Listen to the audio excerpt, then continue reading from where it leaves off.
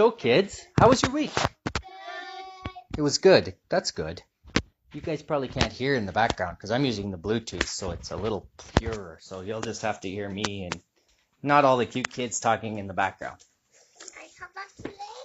So what did we learn last week?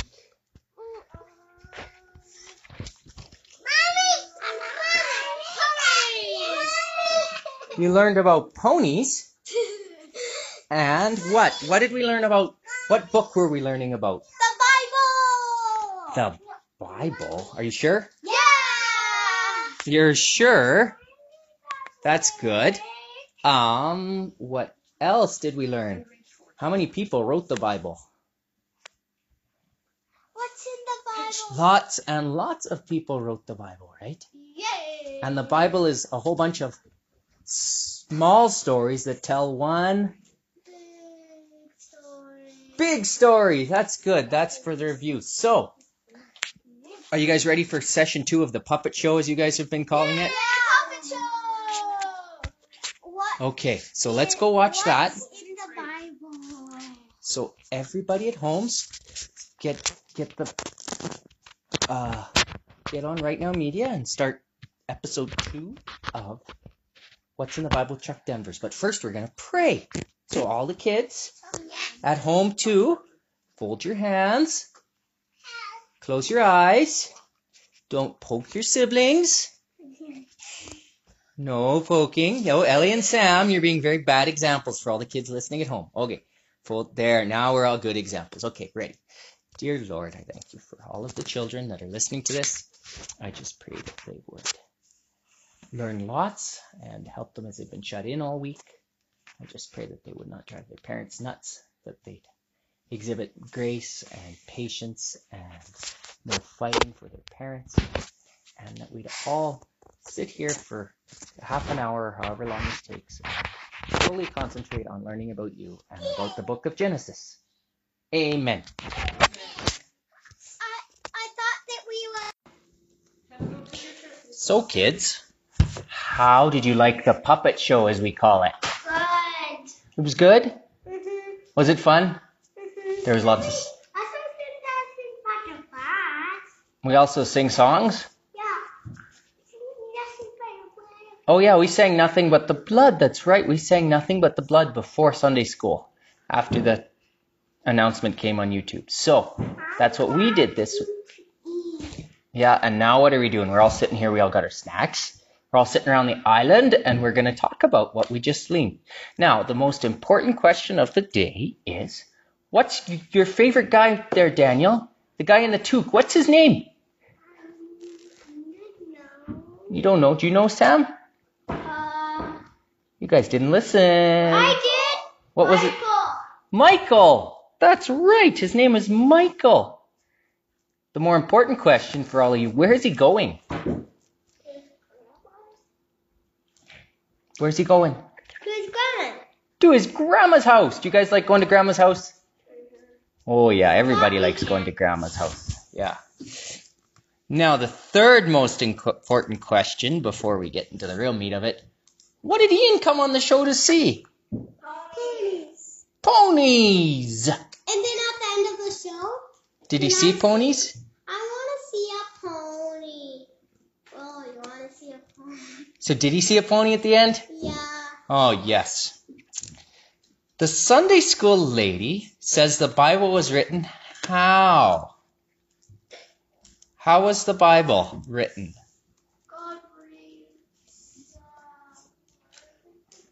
God, that's very good, Elizabeth. God breathed the words into people.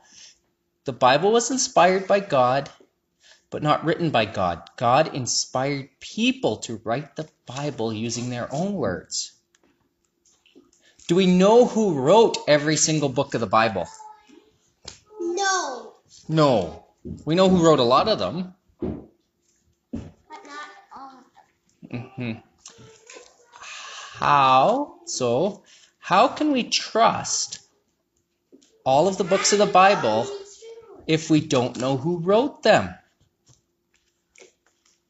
Did you guys catch that? How can we trust all of the books in the Bible if we don't know who wrote them? We don't trust them. We No, we trust them. I thought the guy said that we don't. No, we trust the process in which they were written and selected for the Bible. And we're going to learn more about this next week, according to Mr. Phil. So what book did we learn about today? What book did we learn about today? What book? Yeah, what's the first book of the Bible? Genesis. Genesis. That's very good. We learned about Genesis. Genesis is divided into two parts. The first two chapters are the story of what? Or the first 11 chapters. Sorry, not the first two chapters. The first 11 chapters are the story of what?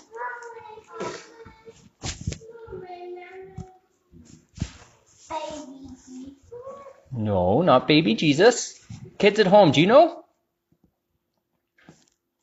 Primeval history, or the first age, as the Sunday school lady tells us. Oh, Pastor Paul told us that. The Bible tells the story of our world, but it doesn't really make sense until we read the first 11 chapters of Genesis. We call God He. Why? Why is He a He? The Bible calls him he. Okay, is God a boy? Mm-hmm. No. Is He a girl? Mm-mm. No, He's neither a boy or a girl. But we call Him He. It's one of those things with languages. How do we not know that he's a boy? God is neither a boy or a girl. Well, when he was a baby, he was a boy. When He came to earth, Jesus decided to take the form of a man. Why did God create? Why did God create the world? Because it was part of his nature. You were listening! Because it was part of His nature. He is creative, just like some of us, because He is personal and relational. God created us so we could be in personal relationships with Him. Now here's the big important part.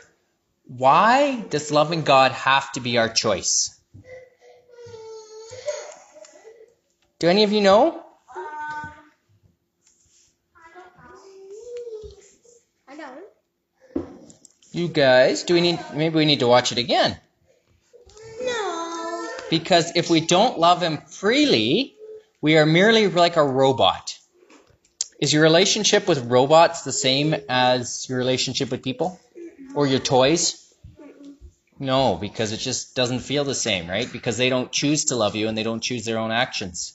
But what's the risk of having siblings or other living beings with free will? But I like robots. Yeah, they can choose not to love you, right? God lets us choose even if it means we reject and hurt Him.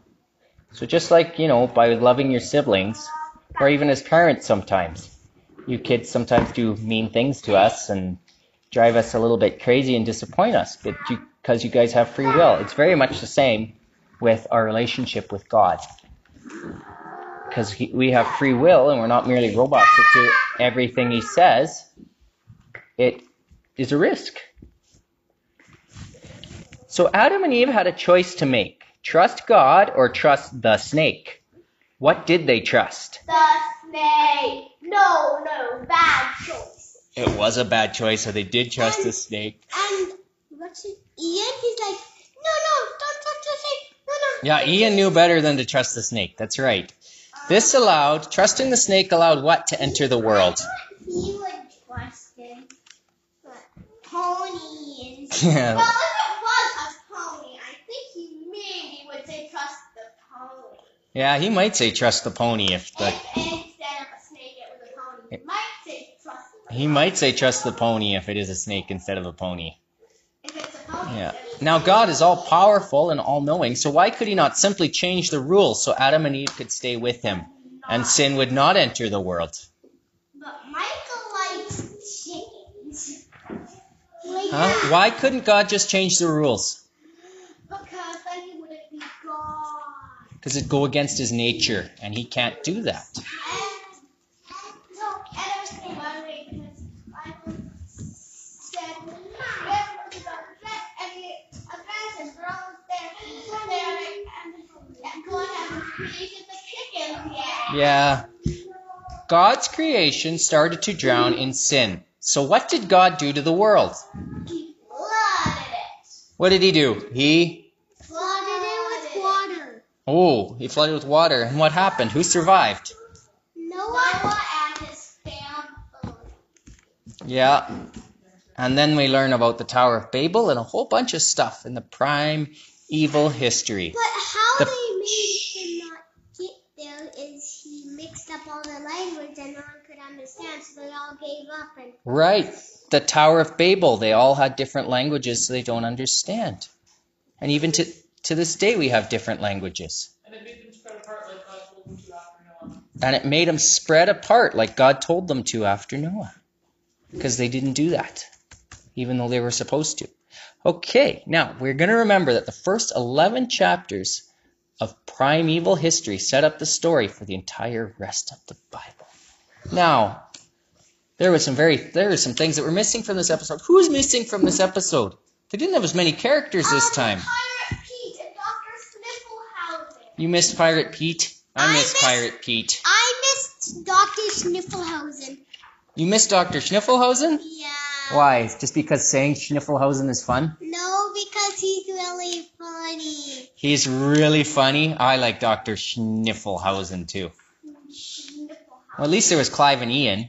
And there was ponies. So you know what we got for a coloring sheet? Because we could have done something generic like Noah's Ark or people standing in behind bushes, Adam and Eve, with strategically placed bushes. We could have done the Tower of Babel. Maybe we'll build, you know what we're going to do? This afternoon, we're going to build the Tower of Babel with Lego.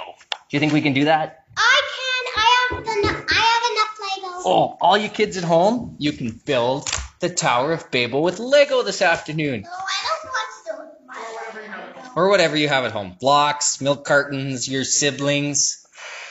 Okay, maybe not your siblings. But for now, we're going to color a picture just for Ian. What do you think? It's a picture of ponies. It's a very similar picture that Miss Shauna found that looks just like the one Mr. Phil was holding up. So we're going to color ponies to remember the wonderful beauty of God's creation. It's the picture of the pony. So with that, my family's going to continue eating our snacks and color our ponies. And I hope you guys all learned lots this week at home in living room church, downstairs church as we're calling it. And we're doing Sunday school around the island. I hope you guys at home learn this as well. And you guys have a great week. And we'll see you next week where we're going to study the rest of Genesis and what makes the Bible reliable again. So next week, Thank you.